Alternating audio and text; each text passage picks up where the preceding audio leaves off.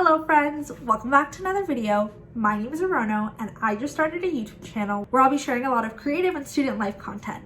If you're new here, please make sure to subscribe, and I am so excited to take you on a little journey to the past with me.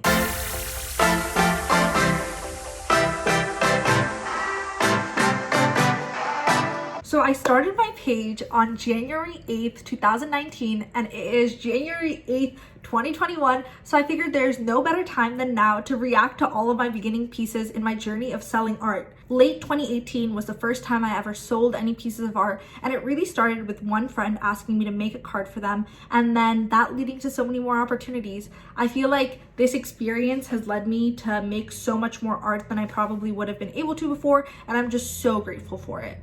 Part of the reason why I started selling art is because I just didn't have the space to keep everything I wanted to make. So it's been really amazing to make pieces that people could keep in their homes and have a little bit of me wherever they go. And one of the coolest parts of all of this has been that over the past 2 years, I've been able to send art to London, Japan, all over the US, and into states that I would have never even imagined. So it has just been so incredible. But right now, let's go and react to some of my beginning pieces. So I have my laptop right here, and I'm just gonna scroll down all the way to my first post. And it was January 2019, like I said, but I remember just making this account and I had literally 0 followers, and I was like, I'm just gonna make stuff and post it, like it's fine. And one of my friends actually found it on their explore page, so they messaged me and they asked like, is this you? And I was like, oh my gosh, it is, but I didn't want to like share it with anyone yet because I wasn't sure where it was going. But okay, so for this first piece, I had just bought this wood plaque from Michaels, and I just wanted to paint something fun and try calligraphy because I hadn't done calligraphy in quite a few years until then. And I did the cityscape, and it was really just fun to just do this in my room at night, and it was really peaceful. And I was like, wow, I really like this, and maybe I can do this more often. And oh my gosh, this one was my very first attempt at doing an acrylic pour. I did one before that wasn't successful. It was this red piece, I'll put it in. But this one, I did all this research. I watched literally like 15 videos back to back on how to do acrylic pour. I bought all the supplies and I was just so excited. This was the first painting that I sold, and now it has a home in the Caribbean. So I think it's really cool just to have art be literally anywhere in the world.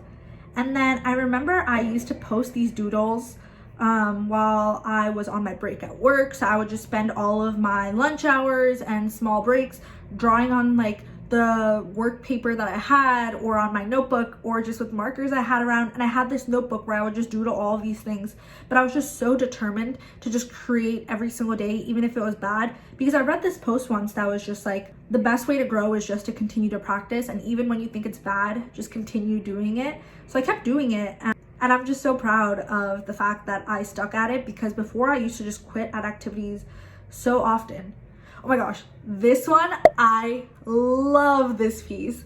I remember setting it up in my house, and I only had a few art supplies at that point, but I had so much fun painting these roses, and I had gotten the background to be so smooth that I was just so excited. And I ended up writing one of my friends' names on it, but I was obsessed with it here. So in 2019, I competed in MSA Showdown, which is a tournament for Muslim students across New York, and they have a bunch of them across the US as well. But I won first place overall competitor for that competition, and I got awarded an iPad, and I'm telling you, it changed my like entire art experience. With the iPad, I was able to start really exploring digital art. I was able to start making doodles, and really like it set off such a creative fire within me that I'm just so thankful to MSA Showdown. Thank you so much, because it really changed the game. Like, making art was on a new level, and I just had so much fun doing all of my lettering and doing all of my crafting on a digital sense now. And that's actually how I made my very first logo. This is my first logo that I made, and it was just this like doodle of my face, and I remember being so proud, thinking like, oh, it looks just like me. And the comments that day were like, ah, like people could recognize me, and I was just so happy, and that made me want to just create so much more. And I love this poster that I made because this was one of my first things that I made with my roommates sitting in my room sophomore year. We were all sitting there and my friends were about to leave because one of my roommates was going to go abroad and my other roommate was moving out. So we made these posters of just like watercolor and using a Crayola marker. And I know they still have them in their room and it's literally the sweetest thing, but I was so happy that I was able to letter and just like make something for my friends.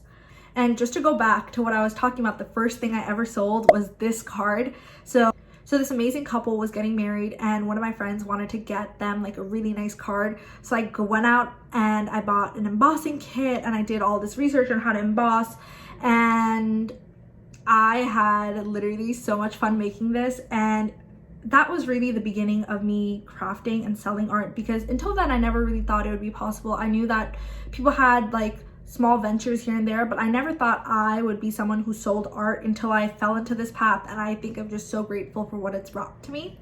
But now I'll just go a little bit faster. I started making bracelets, which is so fun. I had this idea randomly sitting in like this conference and I was like, oh my gosh, I have to make bracelets. I ordered all the materials off of Amazon and I just started making them because I loved customization, and I continued on with my calligraphy. Oh wait, I want to show you my favorite acrylic pour that I've ever done, which is my favorite painting to exist to this day, which is this one. And wait, let's play the video.